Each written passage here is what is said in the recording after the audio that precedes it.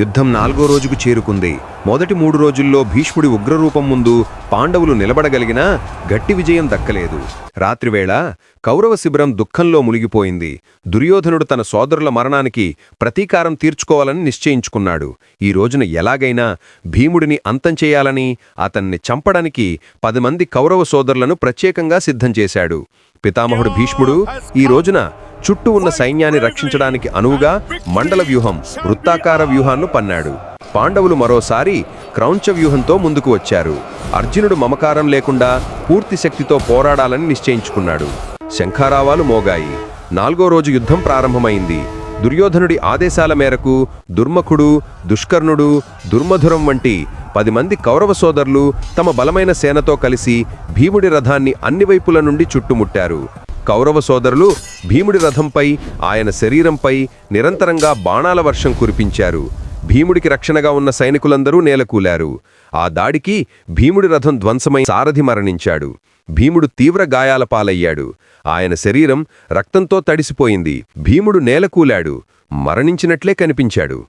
తీవ్ర గాయాల పాలైన భీముడు కోపంతో రగిలిపోయి తన గదను తీసుకుని సింహంలా గర్జించాడు. భీముడి ఉగ్రరూపం చూసి కౌరవ సైన్యం భయంతో వణికిపోయింది. భీముడు తన శక్తిని ప్రయోగించి ముందుగా అతన్ని అత్యంత దారుణంగా గాయపరిచిన 4 కౌరవ సోదరులను లక్ష్యంగా చేసుకున్నాడు. భీముడి గదాఘాతానికి వారు అక్కడికక్కడే మరణించారు. భీముడి ప్రతీకార జ్వాల చూసి మిగిలిన 6 కౌరవ సోదరులు భయంతో పానిపోయారు.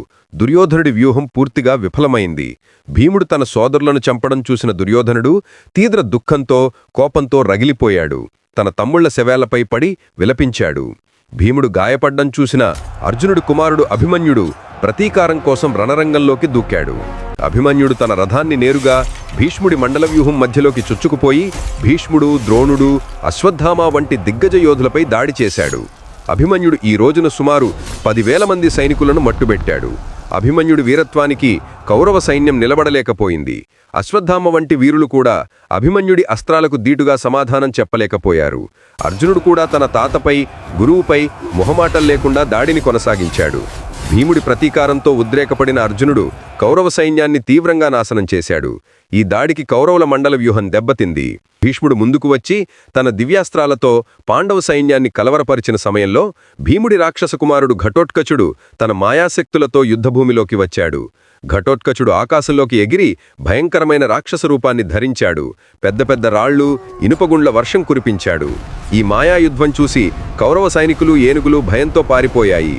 రాక్షస మాయాయుద్ధం మానవ యుద్ధం నియమాలకు విరుద్ధంగా ఉంది.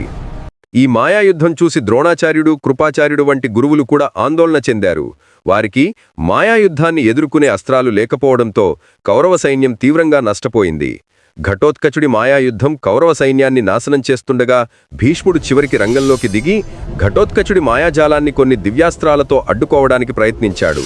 భీష్ముడు పూర్తి శక్తితో పోరాడడంతో ఘటోత్కచుడు తాత్కాలికంగా యుద్ధం నుండి వెనక్కి తగ్గాల్సి వచ్చింది. సూర్యాస్తమయమైంది. భీముడి ప్రతీకారం, అభిమన్యుడి ధైర్యం మరియు ఘటోత్కచుడి మాయాయుద్ధం కారణంగా 4వ రోజు యుద్ధంలో పాండవులకే స్పష్టమైన విజయం దక్కింది. కౌరవ సైన్యం భారీ నష్టాన్ని చవిచూసి రాత్రి వరకు పోరాడలేక చీకటి పడేలోపే వెనక్కి తగ్గింది. యుద్ధం ముగిసిన తర్వాత రాత్రివేళ పాండవులు విశ్రాంతి తీసుకుంటున్నారు. అప్పుడు శ్రీకృష్ణుడు ధర్మరాజుతో ఏకాంతంగా మాట్లాడాడు. ధర్మరాజా, భీముణ్ణి కౌరవులు చుట్టుముట్టి దాడి చేసినప్పుడు నేను భీముడికి రక్షణగా ఒక దివ్య కవచాన్ని ఏర్పరిచాను. అందుకే ఆ 10 మంది సోదరుల బాణాలు ఆయన ప్రాణాలు తీయలేకపోయాయి. కేవలం భీముడి ప్రతిజ్ఞ, నీ ధర్మనిరతి కోసమే నేను ఈ అదృశ్య శక్తిని ప్రయోగించాను. ధర్మరాజు కృష్ణుని పాదాలపై పడి, కృష్ణ, మీరు ధర్మం వైపు ఉంటే మాకు విజయం ఖాయం అని కృతజ్ఞతలు తెలిపాడు. భీముడికి తీవ్ర గాయాలు అయ్యాయని తెలుసుకున్న భీష్ముడు వైద్యులను పంపి భీముడికి చికిత్స చేయాలని కోరాడు. కౌరవ శిబిరంలో దీపాలు ఆరిపోలేదు. తన సోదరుల శవాలను చూసి దుర్యోధనుడు దుఃఖంలో మునిగిపోయాడు. అతని కళ్ల నుండి కన్నీళ్లు కారుతున్నా మనసులో మాత్రం భీముడిపై ప్రతీకార జ్వాల రగిలిపోయింది. దుర్యోధనుడు కర్ణుణ్ణి పిలిచి తీవ్రంగా విలపించాడు. కర్ణ, నా సోదరులు నేలకూలారు. ఆ భీముణ్ణి, ఆ రాక్షసుణ్ణి చంపే వరకు నేను నిద్రపోను. దయచేసి నీవు నీ ప్రతిజ్ఞను వదిలి రేపటి నుండి యుద్ధంలో పాల్గొనాలి అని వేడుకున్నాడు. 4వ రోజు విజయం పాండవుల్లో నూతన ఉత్సాహాన్ని నింపింది.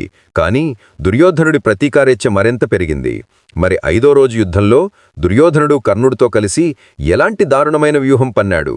భీష్ముడు ఈసారి పాండవులను ఎలా ఎదుర్కొన్నాడు? తెలుసుకోవాలంటే 5వ రోజు కథ కోసం తప్పకుండా మా ఛానల్ను సబ్స్క్రైబ్ చేయండి. జై శ్రీకృష్ణ.